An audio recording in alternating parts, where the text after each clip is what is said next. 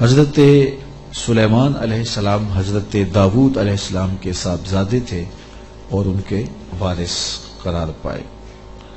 وَلَقَدْ آتَيْنَا دَاوُودَ وَسُلَيْمَانَ عِلْمًا، ارشاد فرمایا ہم نے حضرت داؤد اور حضرت سلیمان علیہ السلام کو علم عطا کیا۔ علماء نے لکھا ہے کہ اللہ نے انہیں اختیار دیا کہ یا حکومت لے لو، یا دولت لے لو، یا علم لے لو۔ تو انہوں نے کہا مالک ہمیں علم دے دیں، تو اللہ نے دولت و حکومت اس کے صدقے سے عطا کر دی۔ تو سب سے بڑی دولت علم ہے۔ تو یہاں کہا کہ ہم نے ان کو علم کے نور سے مالا مال کیا۔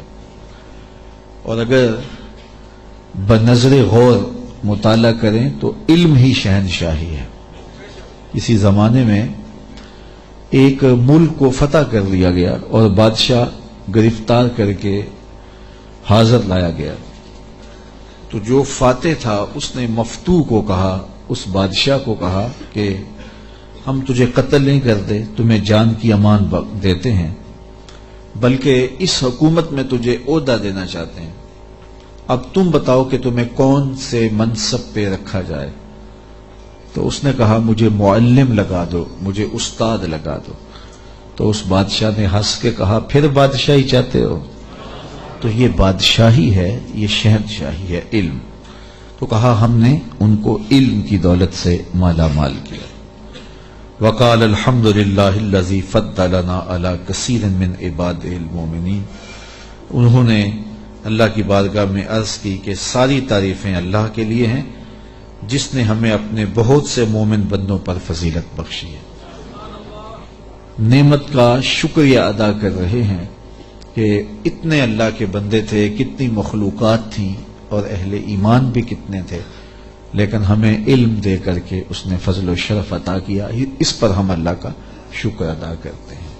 تو علم نصیب ہو جانا یہ اللہ کی بہت بڑی نعمت ہے اور اس پر شکریہ ادا کرنا چاہیے، شکریہ سے نعمت میں اضافہ ہوتا ہے۔ ووارث سلیمان و داود، اور حضرت سلیمان حضرت داود علیہ السلام کے وارث ہوئے۔ قال یا ایھا الناس علمنا منطق الطیر واوتینا من کل شیء، آپ نے کہا اے لوگو ہمیں پرندوں کی بولی سکھائی گئی ہے اور ہمیں ہر چیز عطا کی گئی ہے، بے شک یہ اللہ کا واضح فضل ہے۔ جو بھی ضروریات تھیں، تخت و تاج کے جو بھی تقاضے تھے وہ سارے کے سارے آپ کو عطا کیے گئے۔ حکومت ہے، تخت و تاج ہے، دولت ہے، فوجیں ہیں، تصرف ہے، اور غلے ہیں، جائیدادیں ہیں، زمینیں ہیں۔ کائنات کی کوئی شے ایسی نہیں ہے جس کا وافر حصہ انہیں نہ دیا گیا۔ تو کہا کہ ہمیں ہر شے دی گئی ہے اور یہ اللہ تعالیٰ کا بڑا واضح فضل ہے۔ وَحُشِرَ لِسُلَيْمَانَ جُنُودُهُ مِنَ الْجِنِّ وَالْإِنسِ وَالطَّيْرِ، اور حضرت سلیمان علیہ السلام کے لیے ان کے لشکر جنوں، انسانوں اور پرندوں میں سے جمع کیے گئے تھے۔ اللہ اکبر۔ فَهُمْ يُوزَعُونَ، جنہیں وہ بغرض نظم و تربیت جو ہے وہ آپ کی خدمت میں وہ روکے جاتے تھے اور وہ حاضر کیے جاتے تھے، جمع ہوتے اور پھر ان کو ایک ترتیب دیتے اور لشکر آراستہ ہوتے۔ یعنی آپ کی ملک میں انسان بھی تھے، جن بھی تھے آپ کے لشکر میں، اور پرندے بھی تھے۔ اور جب آپ کا لشکر چلتا تھا تو ایک سمت جن ہوتے، ایک سمت انسان ہوتے، اور اوپر پرندے پرواز کر رہے ہوتے۔ کتنی شان و شوکت پر مشتمل لشکر ہوتا حضرت سلیمان علیہ السلام کا۔ حتی اذا اتوا علی واد النمل، یہاں تک کہ جب وہ لشکر چیونٹیوں کے میدان میں آیا اور وہاں چیونٹیاں جمع تھیں، حضرت سلیمان اپنے پورے لشکر کے ساتھ، پوری شان و شوکت کے ساتھ جب وادی نمل میں داخل ہونے لگے، قالت نملۃ یا ایھا النمل ادخلوا مساکنکم، تو ایک چیونٹی نے کہا کہ اے چیونٹیوں اپنی رہائش گاہوں میں داخل ہو جاؤ، لا یحطمنکم سلیمان وجنودہ وہم لا یشعرون، حضرت سلیمان علیہ السلام اور ان کے لشکر تمہیں کچل نہ دیں اس حال میں کہ انہیں خبر بھی نہ ہو، التفات نہ کریں، توجہ نہ کریں، تم ننھی اور مہین مخلوق ہو اور ان کی توجہ تمہاری سمت نہ ہو اور وہ گزرتے ہوئے تمہیں رون ڈالیں، بے خبری میں ایسا ہو جائے تو تم جلدی کرو اپنی بلوں میں داخل ہو جاؤ۔ اس چیونٹی نے یہ بات اپنی ہم جولیوں سے کہی۔ حضرت امام فخر الدین رازی علیہ رحمہ اسی آیت کریمہ کی تفسیر میں لکھتے ہیں کہ اس چیونٹی کو یہ علم تھا کہ اللہ کے نبی کا لشکر جان بوجھ کر ننھی جان کو بھی ضائع نہیں کرتا، تو اس لیے اس نے کہا کہیں بے خبری میں تمہیں کچل نہ دیں۔ اگر ان کی توجہ ادھر ہوئی تو وہ ایسا کبھی نہیں کریں گے کہ تمہیں کچل ڈالیں۔ تو معلوم یہ ہوا کہ اللہ کے نبی کا لشکر، نبی کا تربیت یافتہ لشکر جان بوجھ کر ننھی جان کو بھی ضائع نہیں کرتا، اور جو جسموں کے ساتھ بم باندھ کر کے چھوٹے چھوٹے بچوں میں گھس جاتے ہیں اور بازاروں میں جا کے پھٹ جاتے ہیں اور پھر بعد میں بڑے فخر سے ذمہ داریاں قبول کرتے ہیں، یہ کسی نبی کا لشکر نہیں، شیطان کا لشکر۔ نبی کا تربیت یافتہ لشکر، قرآن بتاتا ہے، یہ چیونٹی بھی جانتی تھی کہ نبی کی تعلیم اتنی واضح ہے اور نبی امن کا پیغمبر بھی ہوتا ہے، اس لیے کبھی ایسا نہیں ہو سکتا کہ نبی کا تربیت یافتہ لشکر ہو اور جان بوجھ کر کے ننھی جان کو بھی ضائع کرے۔ رسول کریم صلی اللہ علیہ وآلہ وسلم جب کوئی لشکر روانہ کرتے تو اسے حکم دیتے کہ بوڑھوں کو قتل نہیں کرو گے، بچوں کو قتل نہیں کرو گے، عورتوں کو قتل نہیں کرو گے، ان کے مذہبی رہنماؤں کو، پادریوں کو قتل نہیں کرو گے، ان کے عبادت خانے نہیں توڑو گے، فصلیں نہیں اجاڑو گے۔ یہ کافر جو تھے ان کافروں کے بچوں کو بھی قتل کرنے سے روک دیا گیا، کافروں کے بوڑھوں کو قتل کرنے سے بھی روک دیا گیا، اور جو کفار ہیں ان کی خواتین کے قتل سے بھی منع کر دیا گیا، اور جو مسلمانوں کی نسلیں کاٹ کے رکھ دے اور اس پہ ذمہ داریاں قبول کریں، کوئی بدبخت ہوگا جو ان کی حمایت کرے گا اور ان کو اسلام کا نمائندہ قرار دے گا، وہ دشمن اسلام ہو سکتے ہیں، اسلام کے نمائندے نہیں ہو سکتے۔ تو اس چیونٹی نے کہا کہ اپنی بلوں میں داخل ہو جاؤ، کہیں نبی کا لشکر بے خبری میں تمہیں کچل نہ دے۔ حضرت امام راضی لکھتے ہیں کہ چیونٹی کو یہ علم تھا، اس علم کی وجہ سے اس چیونٹی کو قیامت تک آنے والی چیونٹیوں کا سردار بنا دیا گیا، ملکہ بنا دی گئی قیامت تک۔ اچھا، اگر آپ کی توجہ ہو تو ذات کی چیونٹی ہے، رب نے اس کے نام کی صورت اتاری ہے۔ چیونٹی کی حیثیت کیا ہوتی ہے، لیکن وہ پیار کرنے لگی نا نبی سے، اور اس کو پتا تھا کہ نبی کی تعلیمات کیا ہوتی ہیں، تو اس تعلیم کے نتیجے میں ذات کی چیونٹی ہے، لیکن رب نے اس کے نام کی صورت اتار دی۔ تو اس چیونٹی نے کہا جلدی جلدی اپنی بلوں میں داخل ہو جاؤ، اللہ کے نبی کا لشکر کہیں تمہیں کچل نہ دے اور وہ دھیان نہ کرے، بے خبری میں کہیں ایسا نہ ہو جائے۔ اگر خبر ہوگی تو پھر کبھی ایسا نہیں ہو سکتا، کیونکہ نبی کی تربیت یہ ہے، وہ تو زندگیاں بانٹنے آیا ہے، زندگیاں چھیننے تو نہیں آیا، تو یہ ایسا نہیں ہوگا۔ فَتَبَسَّمَ ضَاحِكًا مِّن قَوْلِهَا، تو حضرت سلیمان پیغمبر نے جب چیونٹی کی اس بات کو سنا تو مسکرا پڑے۔ 3 میل دور تھے حضرت سلیمان علیہ السلام، اتنی دور سے چیونٹی نے کہا کہ جلدی جلدی بلوں میں چلی جاؤ، اللہ کے نبی کا لشکر کہیں بے خبری میں تمہیں کچل نہ دے۔ چیونٹی نے یہ بات کی تو حضرت سلیمان نے 3 میل دور سے سن لی اور پھر مسکرا بھی پڑے۔ اب 3 میل دور سے بات سنی جا سکتی ہے والا چیونٹی کی؟ یہ اس حال سے باہر جو چیونٹیاں چل رہی ہیں، کوئی شخص جو بڑا ہی جو ہے وہ باریک سماعتیں رکھتا ہو، کیا وہ یہاں بیٹھ کر کے چیونٹی کی بات جو باہر ہے اس کو سن سکتا ہے؟ چلو جو آپ کے کرسی کے نیچے چل رہی ہے اس کو سن سکتا ہے، اس کی آواز کو، لیکن 3 میل دور سے چیونٹی کی آواز کو اللہ کا نبی سن بھی رہا ہے، اور جو وہ کہہ رہی ہے اس کو سمجھ بھی رہا ہے، اور اس پر تبسم بھی فرما رہا ہے۔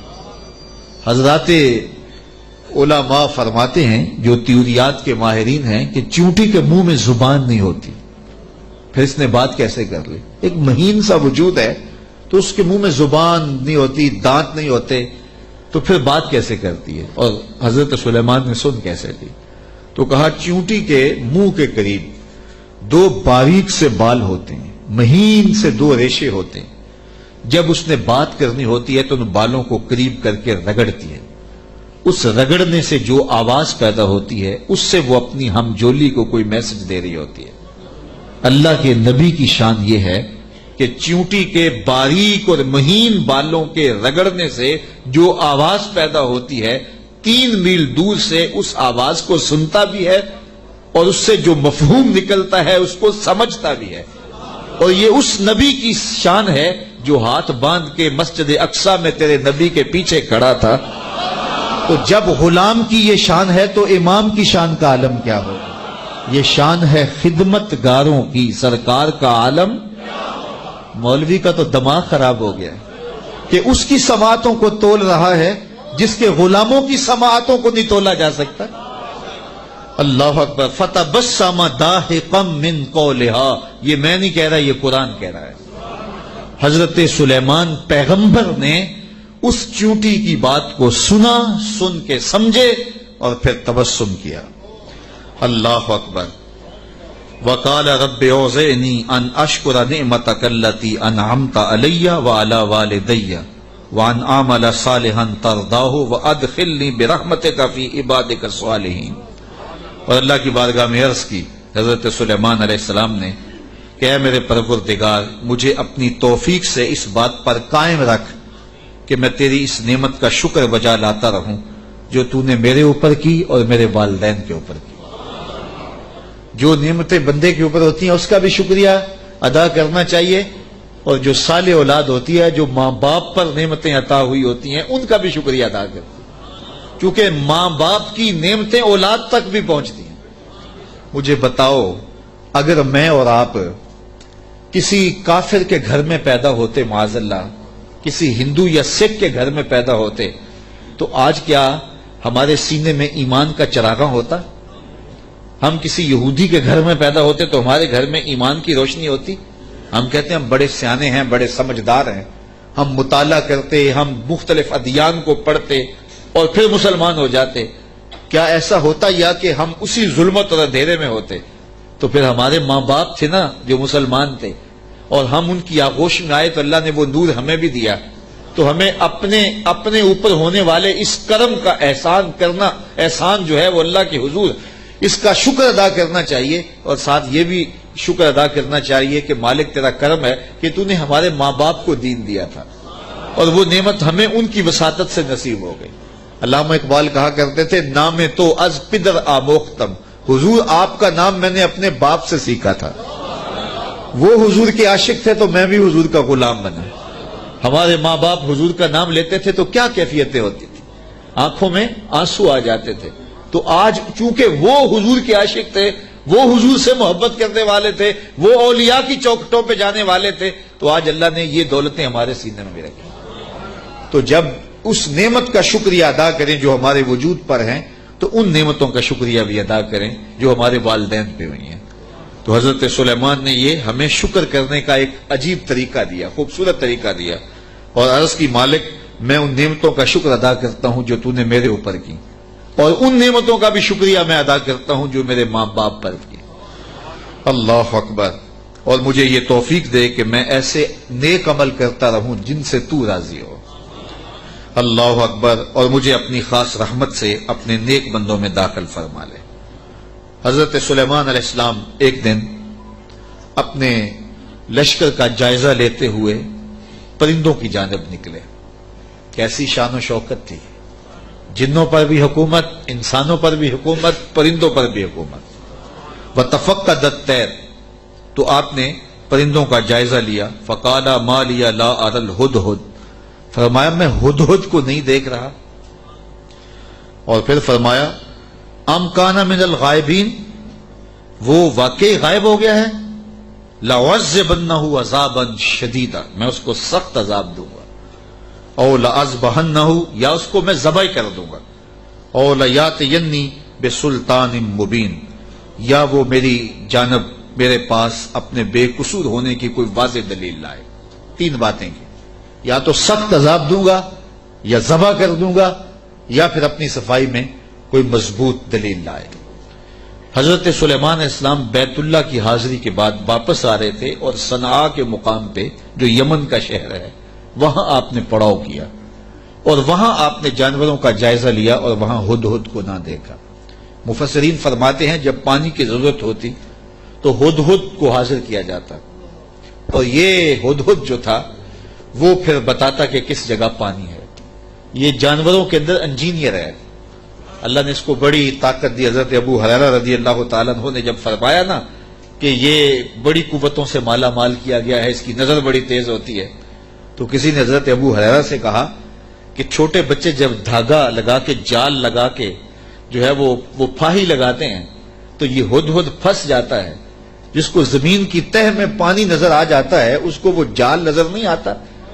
تو حضرت ابو ہریرہ بولے تقدیر کا جال نظر نہیں آتا، تو تقدیر کا جال بڑا ڈاڈا ہوتا ہے، وہ نظر نہیں آتا۔ یہ آپ نے ایک جانور دیکھا ہوگا کن کھجورا، اس کے 100 پاؤں ہوتے ہیں، 100 پاؤں، اور یہ جو سانپ ہوتا ہے اس کے کوئی پاؤں نہیں ہوتے، یہ اپنے جسم کو بل دے کے آگے بڑھتا ہے، اور کن کھجورا اس کے 100 پیر ہوتے ہیں، اور سانپ کی مرغوب غذا ہے کن کھجورا، اور جب اس کو یہ نظر آئے تو یہ دوڑتا ہے اور سانپ پیچھے دوڑ کے اس کو شکار کر لیتا ہے۔ تو کسی نے کن کھجورے سے پوچھا کہ تیرے 100 پیر ہیں اور سانپ کا ایک بھی نہیں ہے اور پھر بھی تو پکڑا جاتا ہے؟ اس نے کہا تقدیر کے آگے پاؤں نہیں چلتے۔ تو کہا کہ وہ دھاگا تقدیر کا ہے، وہ ہدہد کو نظر نہیں آتا اور وہ بچے اسے پکڑ لیتے ہیں۔ تو ہدہد حضرت سلیمان علیہ السلام کا درباری پرندہ تھا اور حضرت سلیمان علیہ السلام اس سے محبت کرتے تھے، یہ بھی اللہ کے نبی سے پیار کرتا تھا، بلکہ صاحب روح البیان نے ہدہد کے عنوان سے بڑی باتیں لکھی ہیں، کچھ لطیفے بھی ذکر کیے ہیں۔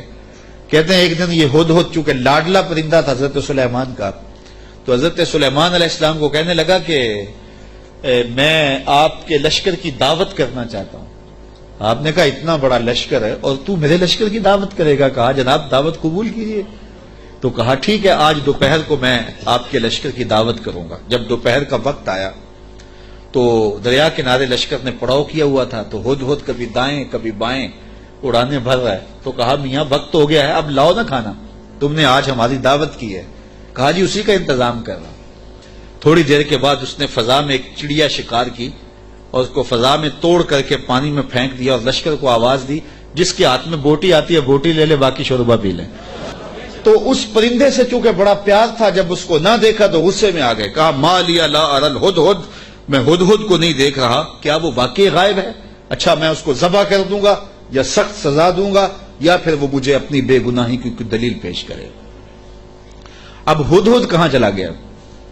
حضرات مفسرین لکھتے ہیں کہ وہ حضرت سلیمان علیہ السلام استراحت کرنے لگے تو وہ اڑ کے قریب ایک باغ میں چلا گیا، وہاں ایک اور اس کا ہم جنس ہدہد بیٹھا ہوا تھا۔ اس نے پوچھا کدھر سے آئے ہو؟ اس نے کہا کہ میں اپنے نبی کے ساتھ گیا تھا، اپنے شہنشاہ کے ساتھ گیا تھا، اور ان کی حکومت جنوں پر بھی ہے، انسانوں پر بھی ہے، پرندوں پر بھی ہے۔ تو اس نے کہا کہ میری جو بادشاہ ہے میرے ملک وہ عورت ہے اور اس کا ایک تخت بہت بڑا، اور میں تمہیں دکھاؤں۔ تو وہ ہدہد کو ساتھ لے گیا اور اتنے میں دیر ہو گئی۔ حضرت سلیمان غصے میں آ گئے، کہا کدھر ہے؟ لاؤ اسے حاضر کرو۔ آپ کا جو درباری شہباز تھا وہ اڑا فضا میں بلند ہوا تو ہدہد آتا دکھائی دیا، تو اس نے اس کے اوپر جھپٹ کے حملہ کرنا چاہا، تو ہدہد نے کہا تجھے واسطہ دیتا ہوں اس رب کا جس نے تجھے میرے پہ طاقت دی ہے، مجھے اپنا معاملہ حضرت سلیمان کے پاس جا کے پیش کر لینے دے۔ کہا انہوں نے کہا ہے کہ تجھے قتل کر دوں گا، ذبح کر دوں گا یا تجھے سخت سزا دوں گا، اب تو بچ نہیں پائے گا۔ تو ہدہد نے کہا کہ انہوں نے کوئی استثناء بھی کیا تھا؟ کہا ہاں انہوں نے کہا تھا یا کوئی مضبوط خبر لائے، اپنا معقول عذر پیش کرے۔ کہا پھر خیر ہے۔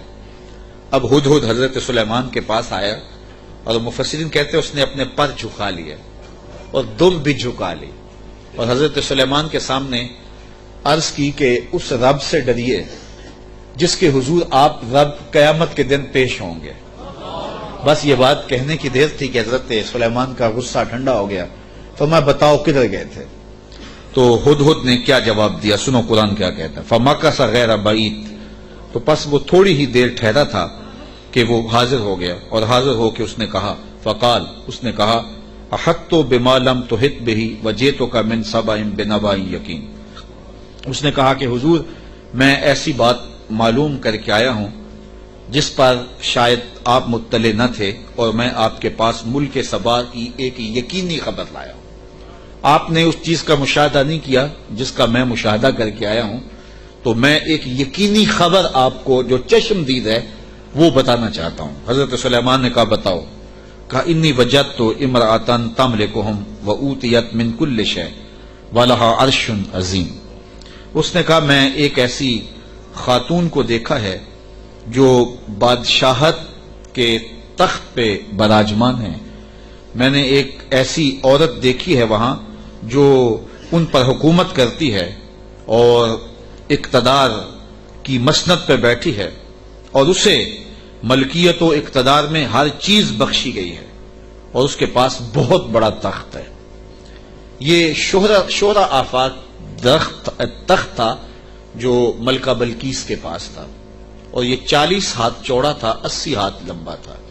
شرعی ہاتھ جب کہا جاتا ہے تو وہ کونی تک ہوتا ہے، تو گویا دوسرے لفظوں میں 1.5 فٹ کا ایک ہاتھ لگائیں تو یہ 60 ہاتھ چوڑا تھا، اور 120 ہاتھ جو ہے وہ لمبا تھا۔ سونے چاندی اور قیمتی دھاتوں کا بنا تھا، اور 7 منزلیں تھیں اس کی، اور قیمتی موتی اس کے اوپر لگے تھے، اور جب وہ اپنا دربار لگاتی تو اس تخت کے اوپر بیٹھتی، اور اس کے 12,000 سردار تھے قوم کے جن کے تحت فوجیں تھیں، اور ایک مضبوط نظم و نسق تھا، ہر شے، فوجیں، آلات حرب و ضرب، بہت کچھ دیا گیا تھا۔ تو اس بات کی کہانی سنائی، اور آگے فرمایا وجدتھا وقومھا یسجدون للشمس من دون اللہ، میں نے دیکھا ہے وہ اور اس کی قوم اللہ کے علاوہ سورج کو پوجتی ہے، اللہ کو چھوڑ کر سورج کی پرستش کرتی ہے۔ وزین لہم الشیطان اعمالہم، اور شیطان نے ان کے لیے ان کے اعمال مزین کر دیے ہیں۔ فصدہم عن السبیل، اور شیطان نے ان کو راہ حق سے، راہ توحید سے روک دیا ہے۔ فہم لا یہتدون، اور وہ ہدایت نہیں پا رہے۔ اللہ یسجدوا للہ الذی یخرج الخبأ فی السماوات والارض ویعلم ما تخفون وما تعلنون۔ اللہ اکبر، اس لیے روکے گئے ہیں کہ وہ اللہ کے حضور سجدہ ریز نہ ہوں جو آسمانوں اور زمینوں میں پوشیدہ حقائق اور موجودات کو باہر نکالتا ہے، یعنی ظاہر کرتا ہے، اور وَيَعْلَمُ مَا تُخْفُونَ، اور جو تم ظاہر کرتے ہو، جو تم چھپاتے ہو، وَمَا تُعْلِنُونَ، اور جو تم ظاہر کرتے ہو اور جو تم چھپاتے ہو وہ سب کو جانتا ہے، اس کی نظر میں کوئی پوشیدہ نہیں ہے۔ اللہ لا الہ الا هو رب العرش العظیم، اللہ کے سوا کوئی عبادت کے لائق نہیں، وہی عظیم تخت اقتدار کا مالک ہے۔ ملکہ بلقیس کا تخت کیا ہے؟ تخت تو میرے رب کا ہے، عرش تو اس کا ہے، تو اس نے یہ بات کہی۔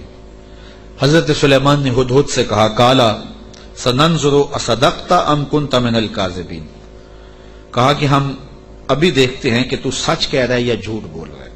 کالا سننظر اصدقت ام کنت من الکاذبین، تو سچا ہے یا جھوٹا ہے۔ اذهب بکتابی ھذا فالق الیہم ثم تولى عنہم فانظر ماذا یرجعون، آپ نے خط لکھا اور ہدہد کو دیا، کہا اس کو لے جاؤ اور یہ خط ان کی طرف ڈال دو، اور اس کے بعد ان کے پاس سے ہٹ جاؤ، پھر دیکھ کہ وہ کس بات کی طرف رجوع کرتے ہیں۔ اس خط کے اوپر حضرت سلیمان علیہ السلام نے تحریر کی، ہدہد کے سپرد کیا۔ 1 مہینے کی مسافت پر تھا یہ ملک سبا حضرت سلیمان علیہ السلام کے ملک شام سے، 1 مہینہ جاتے ہوئے لگتا تھا، 1 مہینہ آتے ہوئے لگتا تھا۔ کہا یہ خط لے جاؤ میرا اور ملک سبا میں جاؤ اور ملکہ بلقیس کو دے آؤ، اور پھر دیکھو کہ وہ کیا کہتے ہیں۔ ہدہد نے خط پکڑا، بادشاہ تخت پہ بیٹھی تھی، اس نے جا کے خط پھینک دیا۔ جب ملکہ نے خط پکڑا اور اس کو کھولا اور پڑھا، نبی کی جلالت تھی، چونکہ صرف بادشاہ نہیں تھے، نبی بھی تھے، تو کہتے اس کا وجود کانپنے لگا، اور اس نے اپنی قوم کے سرداروں کو کہا کہ قالت یا ایھا الملأ انی القی الی کتاب کریم، اے میری قوم کے سرداروں، میری طرف ایک عزت والا خط ڈالا گیا ہے۔ علماء تفسیر نے لکھا ہے کہ یہ لفظ ہی اس کے لیے بہتری کی ضمانت بن گیا کہ اس نے نبی کے خط کو عزت والا خط کہا.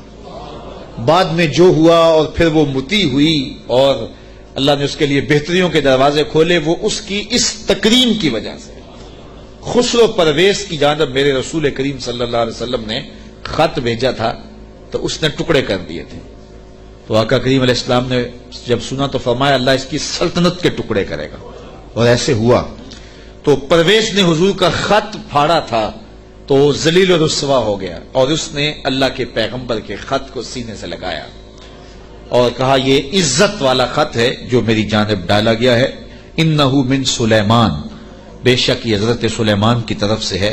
وانہو بسم اللہ الرحمن الرحیم، اور بے شک اس میں یہ لکھا ہے کہ اللہ کے نام سے شروع جو رحمان اور رحیم ہے. تو یہ خط سلیمان علیہ السلام کی جانب سے لکھا گیا تھا، اور وہاں اس زمانے میں خط لکھنے والا اپنا نام پہلے لکھتا تھا پھر مضمون خط کا لکھتا تھا. تو آپ نے پہلے کہا انہو من سلیمان وانہو بسم اللہ الرحمن الرحیم اللہ تعالی علیہ واتونی مسلمین. 2 لفظ لکھے. آپ نے کہا خط کا مضمون یہ تھا تم مجھ پر سربلندی نہ چاہو، مجھ سے بڑا بننے کی کوشش نہ کرنا، سربلندی نہ چاہو، اور فرما بردار ہو کے میرے پاس حاضر ہو جاؤ. بس 2 لفظ تھے، حضرت سلیمان کی مہر تھی، اور یہ خط ہدہد نے جا کے ملکہ بلقیس کو دیا. اس کا وجود کانپنے لگا. پھر وہ سنبھلی اور اپنے سرداروں سے کہنے لگی قالت یا ایھا الملؤ افتونی فی امری ما کنت قاطعۃ امرا حتی تشہدون. اے میرے درباریوں، تم مجھے بتاؤ اس معاملے میں کیا تمہارا مشورہ ہے، چونکہ میں کسی بھی معاملے میں قطعی فیصلہ کرنے سے قبل تمہیں حاضر کرتی ہوں اور تم سے مشورہ لیتی ہوں. مشورے کے بغیر میں نے آج تک کبھی قدم نہیں اٹھایا، اور یہ میرا معمول ہے. اب یہ خط آیا ہے، اس کا یہ مضمون ہے جو میں تمہیں سنایا ہے، اب تم بتاؤ کہ اب کیا کیا جائے. اب 12,000 سردار تھے اور ان کے ماتحت فوجیں تھیں. قالو بولے نحن اولو قوت و اولو باس شدید، کہنے لگے کہ ہم طاقتور ہیں، سخت جنگجو ہیں، اور ہم لڑنے کے لیے تیار ہیں. قوم کا مورال بلند ہے، فوجیں پوری طاقت میں ہیں، آلات حرب و ضرب بھی ہیں، کوئی کمزوری نہیں ہے. آپ اگر حکم دیں تو ہم حاضر ہیں. والامر الیک فانظری ماذا تامرین، لیکن معاملہ آپ کے ہاتھ میں ہی ہے، حکم آپ کا ہی چلے گا، لیکن ہماری جانب سے کوئی کمزوری نہیں، ہم بالکل تیار ہیں، مستعد ہیں، فعال ہیں، فوجیں تیار ہیں، مورال بلند ہے، لڑنے کے لیے آمادہ ہیں. تو اب آپ کا حکم ہے، کیا آپ حکم دیتی ہیں؟ قالت ان الملوک اذا دخلوا قرية افسدوها وجعلوا اعزة اهلها اذلة. ملکہ نے کہا کہ بے شک جب بادشاہ کسی بستی میں داخل ہوتے ہیں تو اسے برباد کر دیتے ہیں اور وہاں کے باعزت لوگوں کو ذلیل و رسوا کر ڈالتے ہیں، اور یہ لوگ یعنی بادشاہ اسی طرح کریں گے. تو اگر تم مجھے موقع دو، اور میرا مشورہ یہ ہے کہ میں وَإِنِّي مُرْسِلَةٌ إِلَيْهِمْ بِهَدِيَّةٍ، میں پہلے ان کی طرف کوئی ہدیہ بھیجتی ہوں. ہم لڑائی کا طبل نہ بجائیں، ہم پہلے ان کی طرف ہدیہ بھیجیں، پہلے دیکھیں. فَنَاظِرَةٌ بِمَا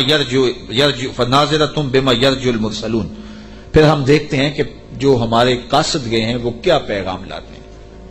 اگر وہ ہمارے ہدیے کو قبول کر لیتے ہیں اور کوئی ہماری سیٹنگ ہو جاتی ہے تو پھر تو لڑائی کی ضرورت نہیں ہے. لڑائی بہت خطرناک ہوتی ہے، اس کے انجام بڑے بھیانک ہوتے ہیں.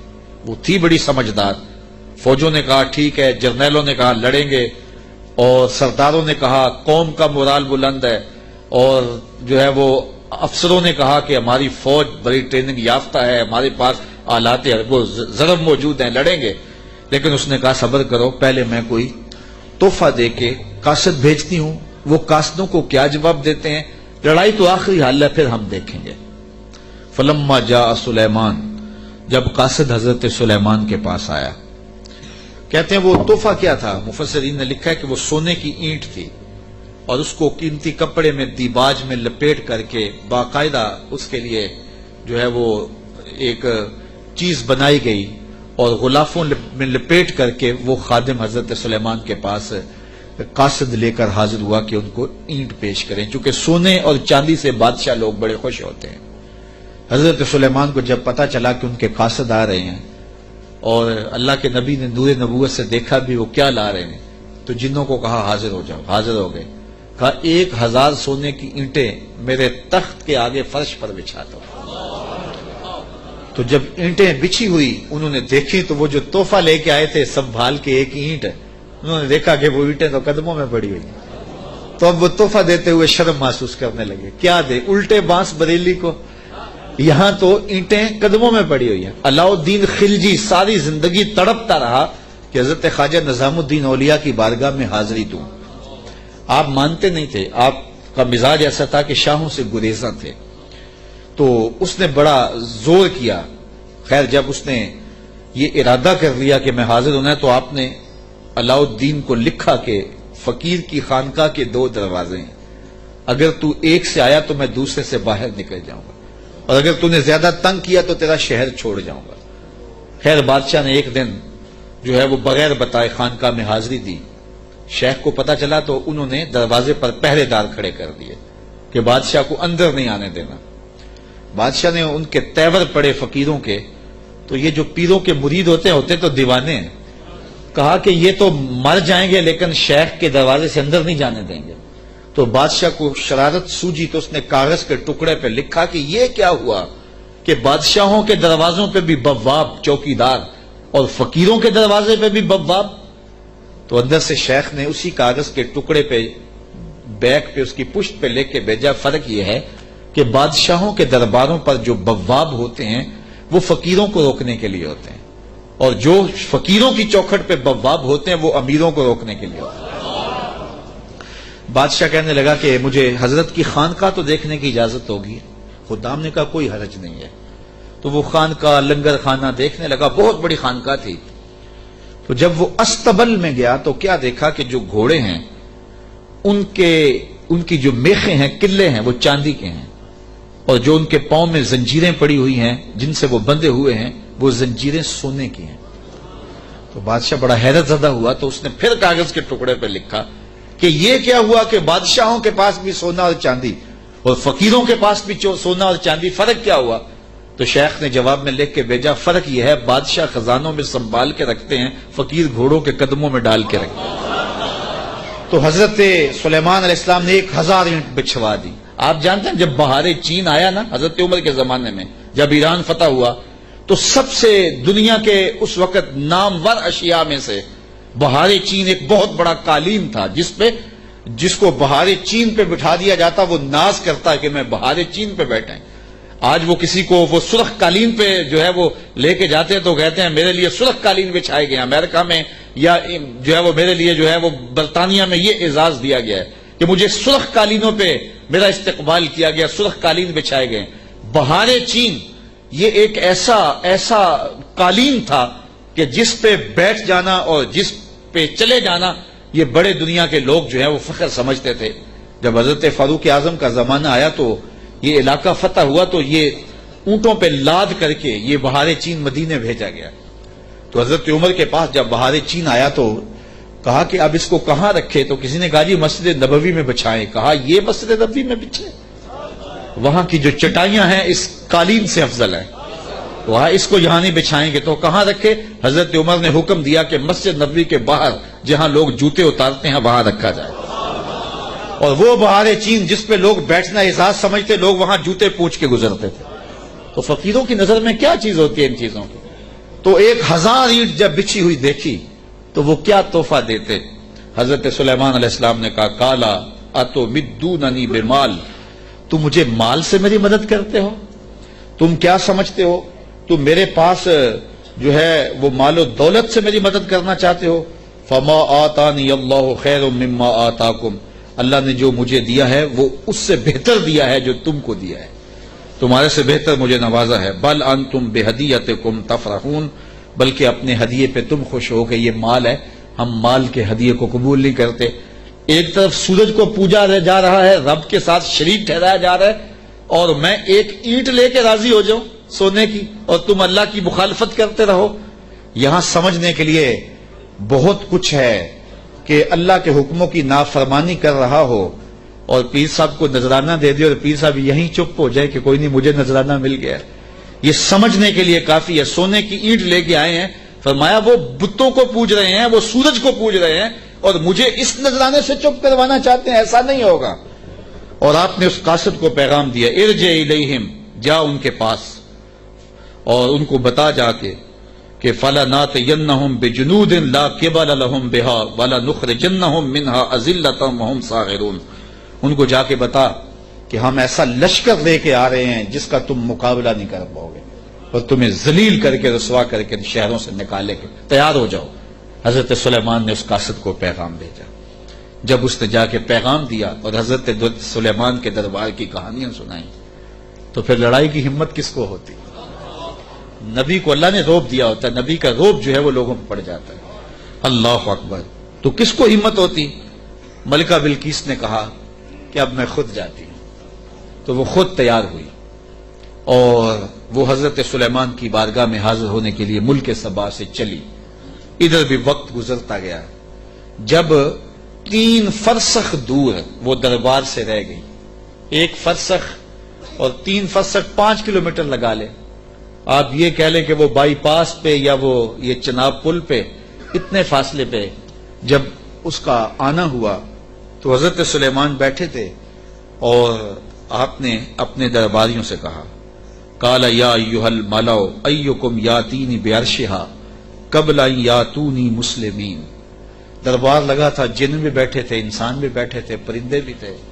آپ نے کہا میرے درباریوں, وہ بلقیس آ گئی ہے, یہاں قریب ہی آ گئی ہے. تو اس کا وہ تخت جس پہ اسے ناز ہے, کوئی ہے جو اٹھا لائے اس کے لانے سے پہلے؟ کیسی شان حضرت سلیمان کی, وہ بائی پاس پہ آ گئی ہے اور تخت 1 مہینہ جاتے ہوئے لگتا ہے, 1 مہینہ آتے ہوئے لگتا ہے. یہ طاقتیں ہیں اللہ کے بندوں کی. اللہ اکبر. تو کہا وہ تو ادھر آ گئی ہے, تو کوئی ہے جو اس کا تخت جا کے جلدی جلدی اٹھا لائے؟ تو جب آپ نے یہ بات کہی تو ایک جن اٹھا, قال عفریت من الجن انا آتیک بہ. ایک جن کہنے لگا حضرت میں لاتا ہوں. کب لاؤ گے؟ قبل ان تقوم من مقامک, آپ کی مجلس ختم ہونے سے پہلے پہلے حاضر کر دیتا ہوں. اور مجلس ختم ہوتی تھی زوال کے وقت, دوپہر کے وقت. صبح شروع ہوتی اور دوپہر کو ختم ہو جاتی. تو کچہری لگی تھی, کہا کچہری ختم ہونے سے پہلے پہلے میں لے آتا ہوں.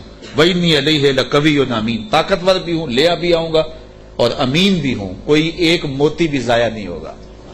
تو تخت میں لے کے آتا ہوں. اور 1 مہینہ میں نے عرض کیا جاتے ہوئے لگتا ہے, 1 مہینہ کئی ہاتھ موٹا تھا, 7 منزلیں تھی, 40 ہاتھ چوڑا تھا, 80 ہاتھ لمبا تھا, سونے اور چاندی اور قیمتی جواہر سے مرصع تھا, اور 7 کوٹریوں میں مکفل تھا, تالے لگے تھے, پہرے دار کھڑے تھے.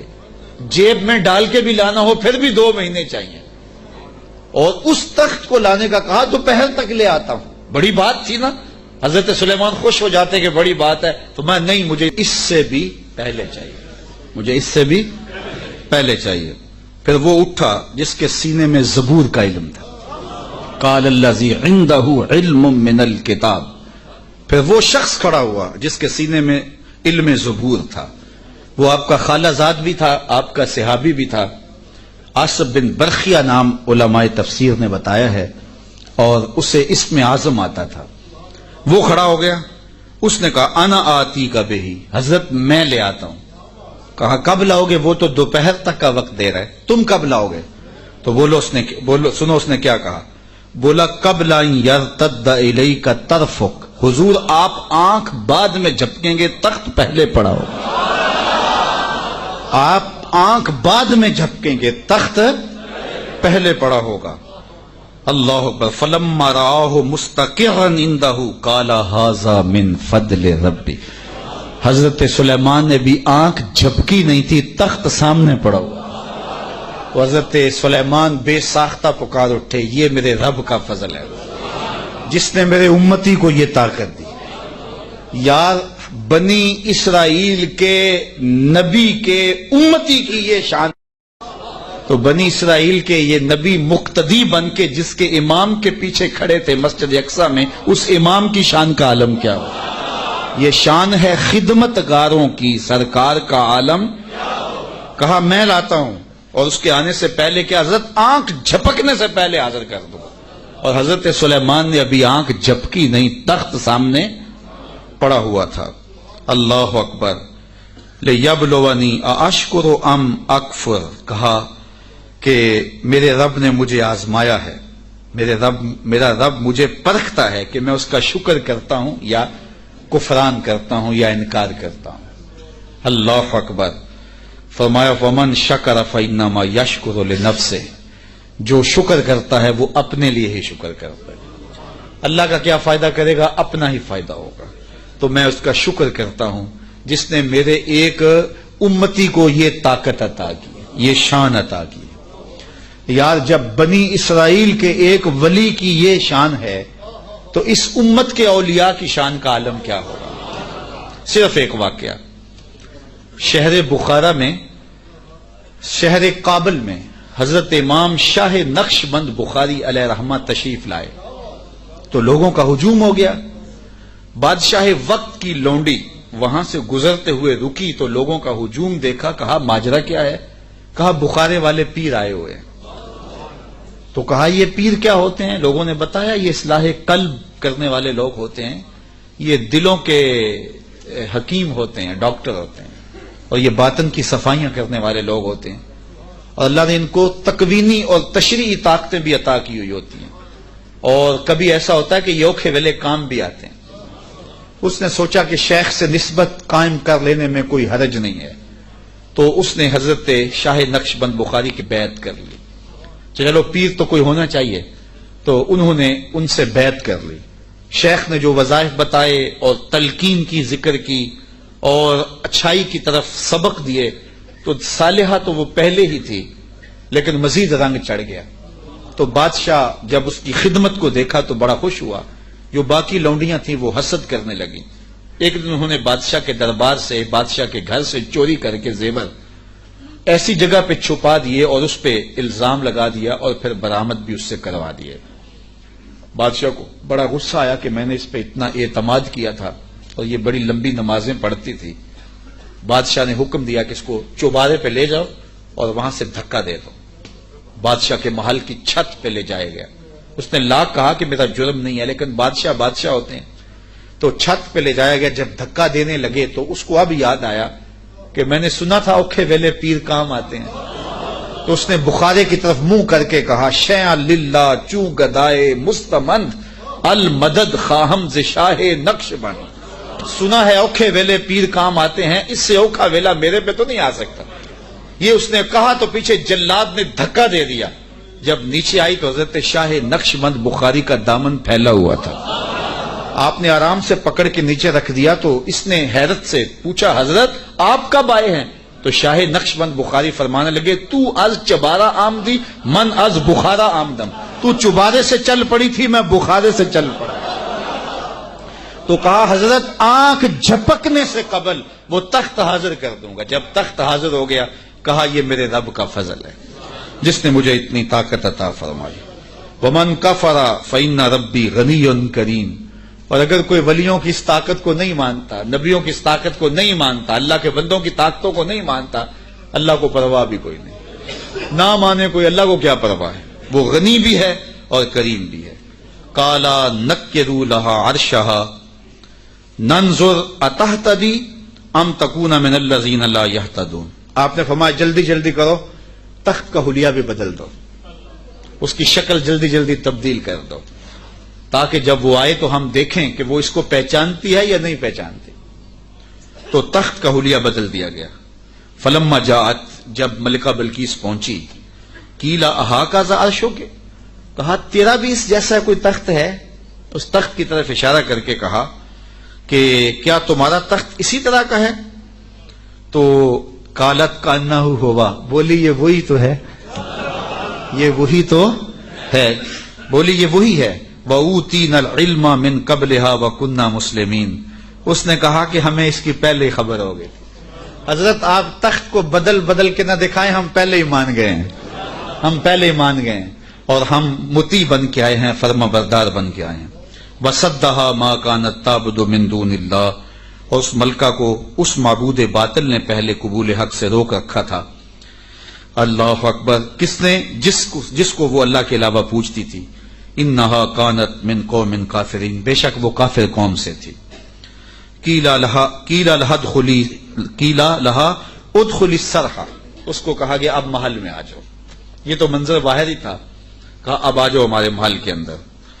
جب محل میں داخل ہوئی فلما رأتہ حسبتہ لجہ، ایسے کیا گیا تھا کہ پانی ڈال کر کے حوض بنا کے اس میں پانی ڈالا، مچھلیاں ڈالے اور اس اوپر ایک شیشہ رکھ دیا، اور وہ شیشہ اتنا خوبصورت تھا اور اتنا لطیف تھا کہ محسوس نہیں ہو رہا تھا شیشہ ہے، لگتا تھا آگے تالاب ہے، تو اور کوئی راستہ بھی نہیں تھا. تو جب وہ گزرنے لگی حسبتہ لجہ، اس نے اس نیلگوں پانی کی لہریں جب چلتی ہوئی دیکھیں تو وہ سمجھی کہ یہ تو کوئی جو ہے وہ تالاب ہے. وَكَشَفَتْ عَنْ سَاقَيْهَا، اس نے اپنی پنڈلیوں سے کپڑا اوپر کر لیا. قَالَ إِنَّهُ صَرْحٌ مُمَرَّدٌ مِّن قَوَارِيرَ، تو حضرت سلیمان علیہ السلام نے فرمایا کہ یہ گہرے پانی کا تالاب نہیں ہے، بلکہ یہ تو شیشوں کا جڑا ہوا محل کے، شیشوں سے جڑے ہوئے محل کا صحن ہے، اور یہ جو ہے وہ ایسا ماجرا نہیں ہے. تو اپنے لباس کو اوپر کر لے. قالت رب انی ظلمت نفسی، تو وہ کہنے لگی میں نے اپنے نفس پہ میرے رب ظلم کیا ہے، اور آج میں اس مجمع کو گواہ بنا کے، تیرے پیغمبر کو گواہ بنا کے آج اس محل کے اندر میں اعلان کرتی ہوں وَأَسْلَمْتُ مَعَ سُلَيْمَانَ لِلَّهِ رَبِّ الْعَالَمِينَ، میں حضرت سلیمان کے رب پر، تمام جہانوں کے رب پر ایمان لاتی ہوں، اور ایمان کی دولت سے مالا مال ہوئی. پھر حضرت بلقیس کا نکاح کیا حضرت سیدنا سلیمان سے ہوا یا دوسری روایت کے مطابق طبع یمن سے ہوا، اس کے بارے میں روایات مختلف ہیں، مفسرین نے دونوں باتیں لکھی ہیں. تو اللہ کے نبی کی شان ہی کیا نرالی تھی.